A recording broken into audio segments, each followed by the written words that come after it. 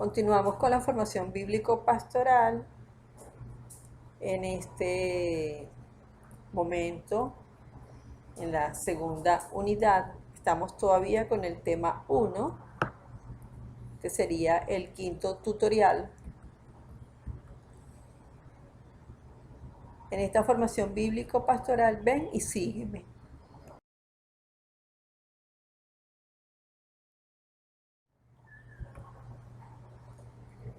Este tema 1 abarca lo que son los profetas, todo lo que es el profetismo, y también los profetas anteriores y los profetas posteriores. Esta división de los profetas anteriores y posteriores, en un cuadro que te presenté en uno de los tutoriales previos, se hacía una división comparativa en un cuadro entre el canon hebreo y el canon católico. Ellos llaman a una serie de libros, como vimos anteriormente, de los profetas anteriores, son una serie de libros que en nuestro canon católico pues están agrupados de otra manera. Y los profetas posteriores incluyen en ambos cánones lo que se conocen como los profetas menores. Esto nos lleva a aclarar lo siguiente.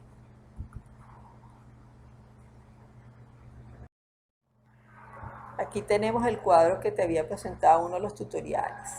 Fíjate que en la parte izquierda tenemos el canon judío, en la parte derecha el canon cristiano. Observa en el canon judío, ubícate en donde dice profetas posteriores. Son para nosotros los católicos los libros proféticos. Sin embargo, puedes observar, por ejemplo, una de las diferencias es que en nuestro canon, en el grupo de libros proféticos, se incluye el libro de Daniel, mientras que, como puedes observar allí, en su agrupación de los profetas posteriores, no lo tienen. Ellos lo van a incluir, eso está en otro cuadro que tuvimos en los primeros tutoriales, el libro de Daniel, en el caso del canon judío, ellos lo incluyen en los libros históricos.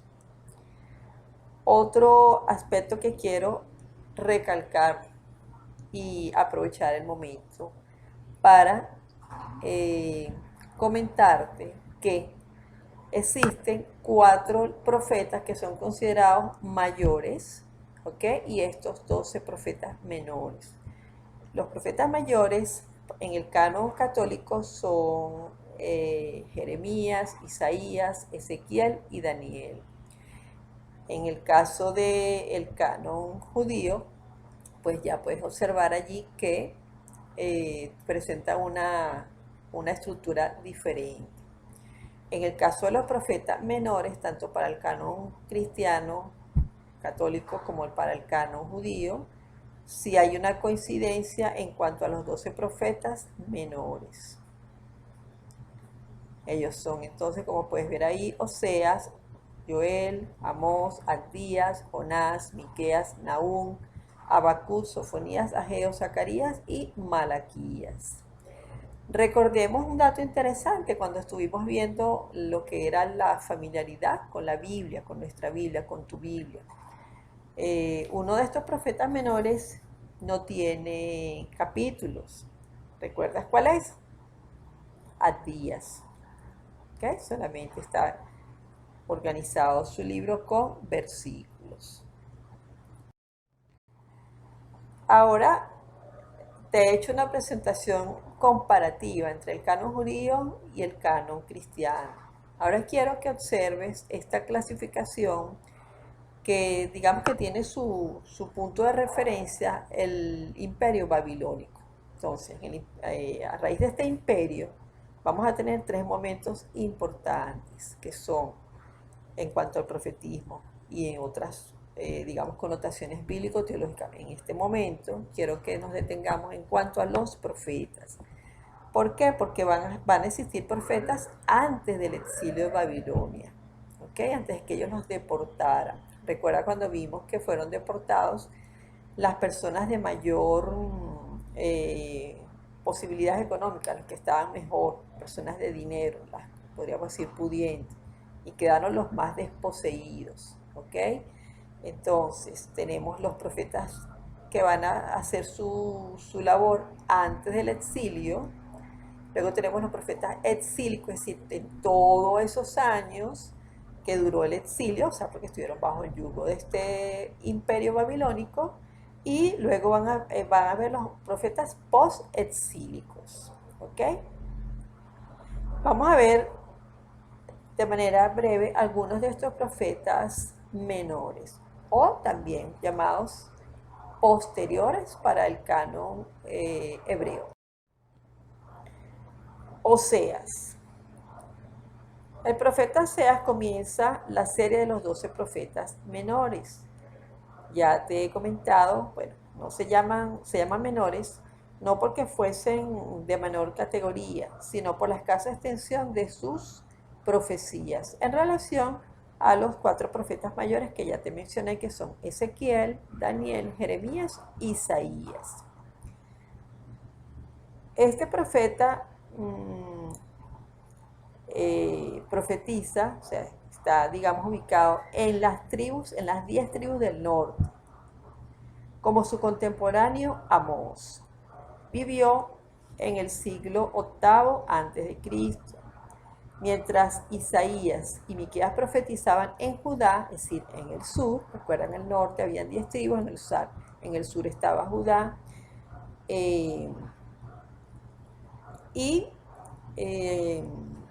pues cuando ocurre el cisma, pues recuerda que quedaron entonces 10 en el norte, 2 en el sur. Isaías y Miqueas profetizaban abajo en el sur, es decir, bajo el reinado del rey Jeroboam II de Israel, y de los reyes Osías, Joatán, Acaz y Ezequías, todos ellos reyes de Judá. Entonces, Isaías y Miqueas profetizaban en Judá, y Oseas profetizaba arriba en el norte, lo que es la parte de Samaria, ¿recuerdas? Sus discursos proféticos se dirigen casi todos exclusivamente al reino de Israel, como te acabo de decir, Samaria y Efraín. Entonces, en ese momento era un reino muy poderoso y depravado, y solo de paso a Judá. Sus profecías son muy duras, cargadas de terribles amenazas contra la idolatría, la desconfianza en Dios, la corrupción de las costumbres que ellos tenían, y por otra parte, con esplendorosas promesas y expresiones del más inefable amor. Esto lo puedes ver en Oseas capítulo 2, versículo 23. Bueno, su primera parte, del capítulo 1 al 3, comprende 2 acciones simbólicas que se refieren a la infidelidad del reino de Israel como esposa de Yahvé. La segunda, que comprende el capítulo 4, el capítulo 14, es una colección de 5 vaticinios en los que se anuncian los castigos contra el mismo reino, y luego la purificación de la esposa adúltera, en la cual se despierta la esperanza en el Mesías y su glorioso reinado.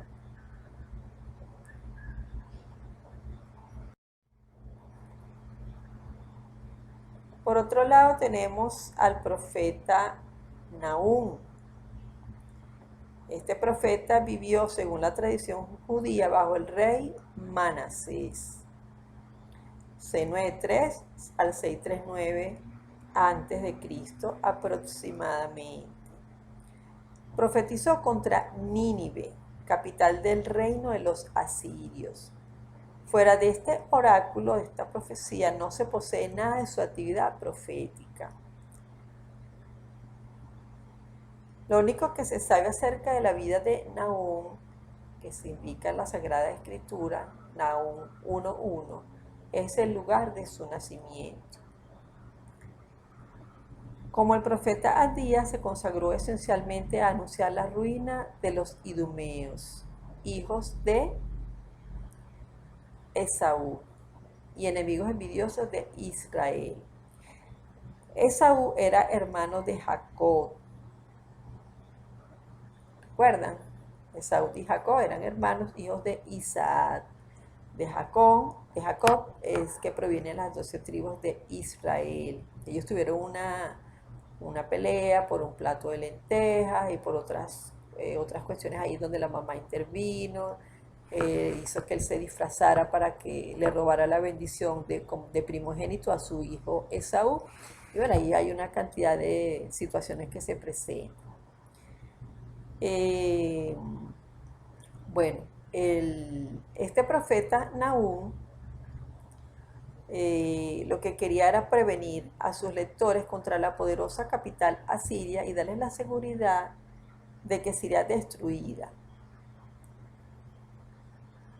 En tal sentido, las profecías de Nahum y también de Jonás son correlativas y cada una releva la gran importancia de la otra en el plan divino.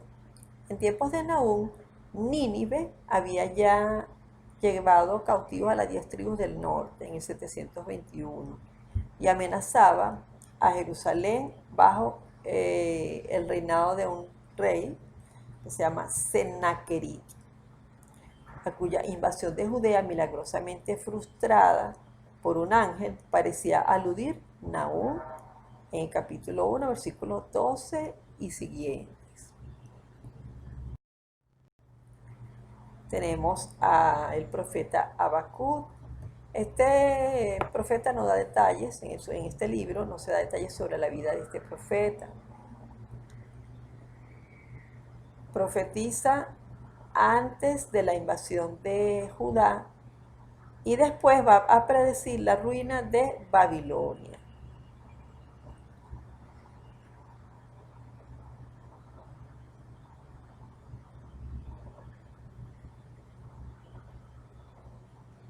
Como predijo Nahum la de Nínive, ambos crueles enemigos del pueblo y del reino de Dios. La identidad de su persona con aquel Habacuc que se menciona en el libro de Daniel, en el capítulo 14, versículo 32, no es probable por razones cronológicas, pues este último aparece unos 100 años después. Bueno, estos son datos interesantes que se descubren en exégesis, estudios exegéticos pues de un poquito mayor complejidad. El libro comienza con un diálogo entre Dios y el profeta sobre el castigo de Judá. Vamos a ver ahora el profeta Miqueas. El libro de Miqueas se compone de 3 discursos.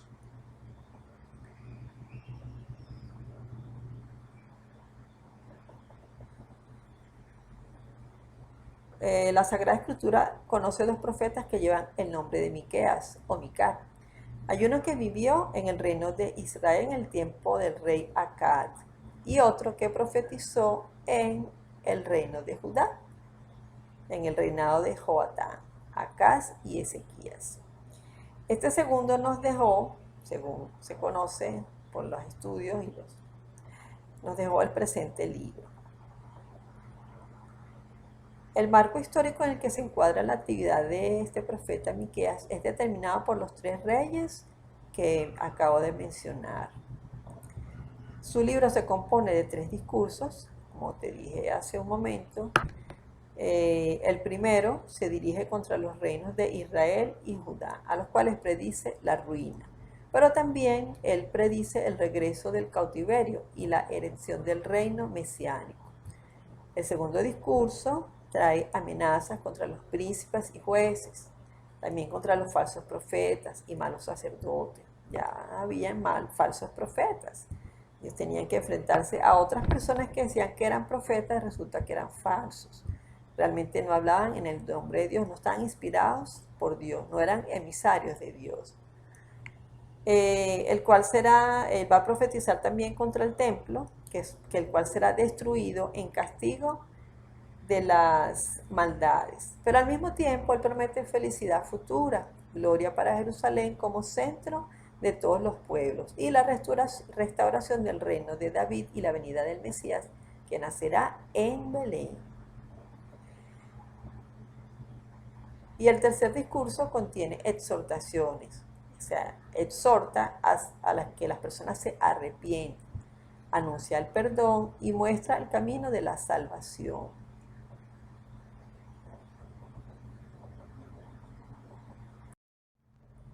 El profeta Ageo, con este profeta comienza el período conocido como post-exílico, ¿ok? Después del exilio del imperio de Babilonia. Casi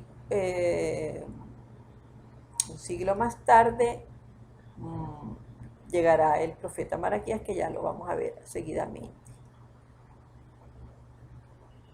Sus 4 discursos de este profeta se refieren todos al segundo año del rey Darío y fueron pronunciados en menos de 4 meses. En su primer discurso, él exhorta a los judíos en reanudar la reconstrucción del templo.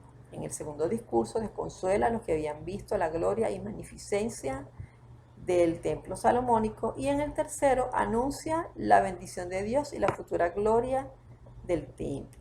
Ahora bien, en el cuarto discurso se dirige a Zorobabel, prometiéndole recompensa divina y fortaleciéndole con la promesa del reino mesiánico futuro. Zorobabel fue uno de los profetas que comenzó a promover, a impulsar, a motivar la construcción del segundo templo, que luego seguidamente serán Ageo y Zacarías quienes van a, digamos, seguir con esa misión. Tenemos al profeta Joel.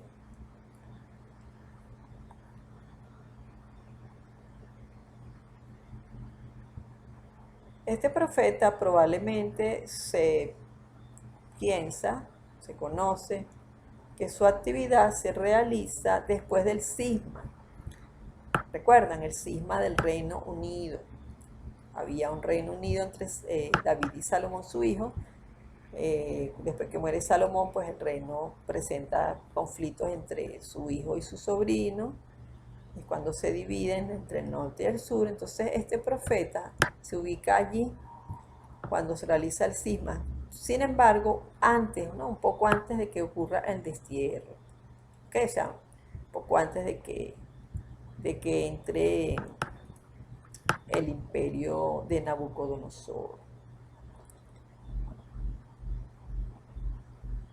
El hecho de que solamente se mencionen los sacerdotes y no los reyes por parte de este profeta hace pensar que Joel haya escrito en tiempos del rey Joás de Judá, cuando el sumo sacerdote Joiada, en nombre del rey, manejaba las riendas del gobierno. En el primer discurso de este profeta, Joel describe una plaga terrible de langostas, fenómeno conocido en Judea como figura del oprobio de Israel por parte de las naciones. Y esto da ocasión al profeta en un segundo discurso para exhortar a Israel a la contrición y anunciar el día del Señor y el juicio de las naciones, o el castigo de los enemigos del pueblo santo y el reino mesiánico, siendo especialmente de notar la aplicación que San Pedro hizo de esta profecía en Hechos 2, versículo 28 al 31, el día de Pentecostés, a los carismas traídos por el Espíritu Santo. Tenemos por último el profeta Malaquías. El nombre Malaquías significa mensajero mío, también significa ángel del Señor.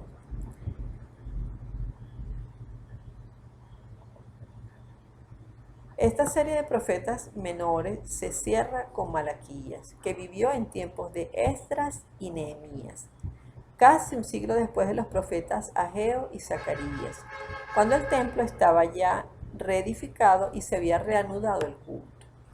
Malaquías solo será sucedido 4 siglos más tarde por el precursor, a quien él mismo anuncia, como también la vuelta de Elías, y a quien Jesús había de caracterizar como el último mayor profeta del Antiguo Testamento, al decir: la ley y los profetas llegan hasta Juan. Lucas 16, 16. Después de recordar como una sentencia que agrava la culpa de Israel, cuanto fue el amor de Dios por su pueblo, Malaquías lucha contra los mismos abusos contra los cuales se dirigen los libros de Esdras y Nehemías, es decir, la corrupción de las tribus vueltas de Babilonia. Malaquías nos muestra a la nación teocrática descontenta de su Dios, porque tardaba mucho, según ella, en realizarse las promesas de los profetas anteriores.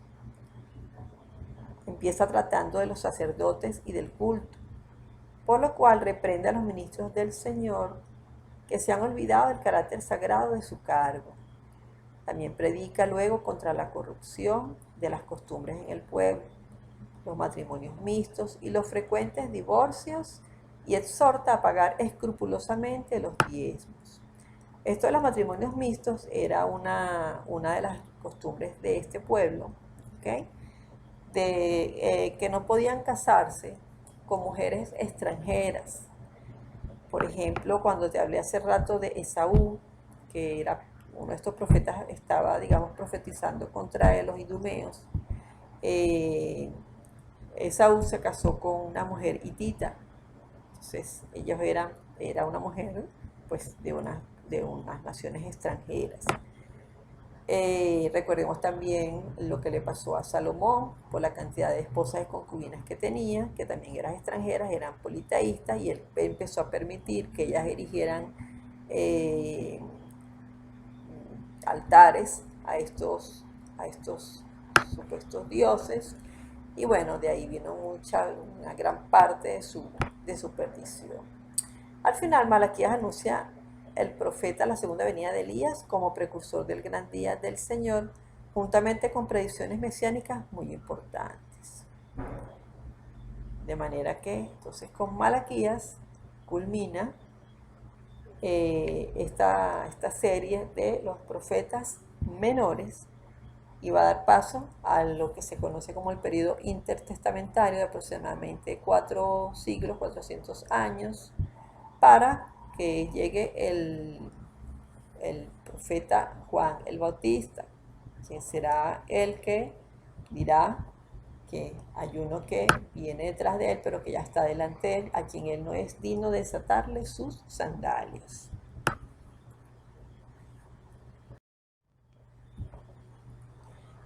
Ahora te voy a presentar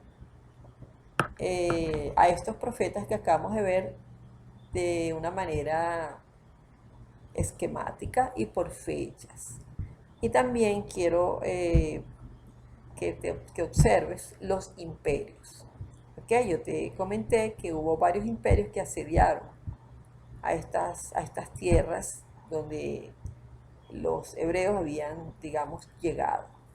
Entonces tenemos el preexílico, 850 a.C., encontramos aquí a Elías, Eliseo.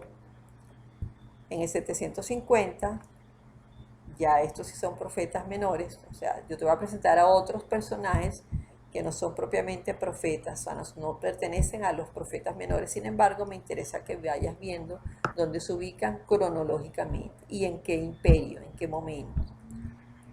Entonces tenemos Amós en el 750, antes del exilio, como acabamos de ver, Oseas, y el primer Isaías en el 734. También está dentro del preexílico. Tenemos a Miqueas también.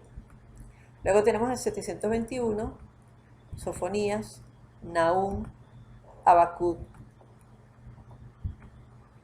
y corresponde al imperio asirio.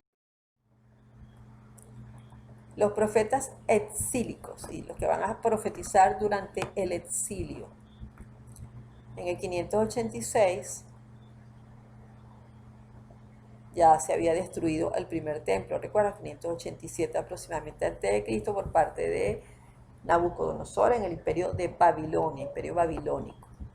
Aquí tenemos a Jeremías, Ezequiel, que son dos profetas mayores por la extensión de sus libros.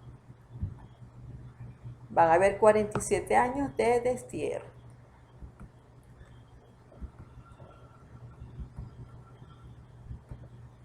Tenemos entonces en este momento que cuando es destruido el templo, estas personas son deportadas. Aquí culmina lo que habíamos conocido como la monarquía. Aquí termina. Para dar paso al imperio babilónico en el 539 a.C. Los post-exílicos, Ageo, Zacarías, Abdías, Joel, Malaquías, ubicados en el 538 a.C. En el 515 a.C. pasó algo muy importante. ¿Recuerdan cuál fue el acontecimiento? El primer templo fue construido aproximadamente entre el 1000 a 900 a.C. por el rey Salomón. Fue destruido por el imperio de Nabucodonosor en el 587. Y fue construido el segundo templo en la restauración judía. Aquí tenemos a Nehemías y a Esdras. Y estamos en el imperio persa, quien derrota a los babilonios. Entran los persas a protagonizar la historia y permiten que se construya el segundo templo y se haga una restauración judía. Estos dos personajes, Nehemías y Esdras, van a ser piezas fundamentales, personas fundamentales para la restauración y lo que es la consolidación de los judíos como, digamos, como nación. El judaísmo nace como tal. Luego tendremos seguidamente el imperio bajo el mando de Alejandro el Grande o Alejandro Magno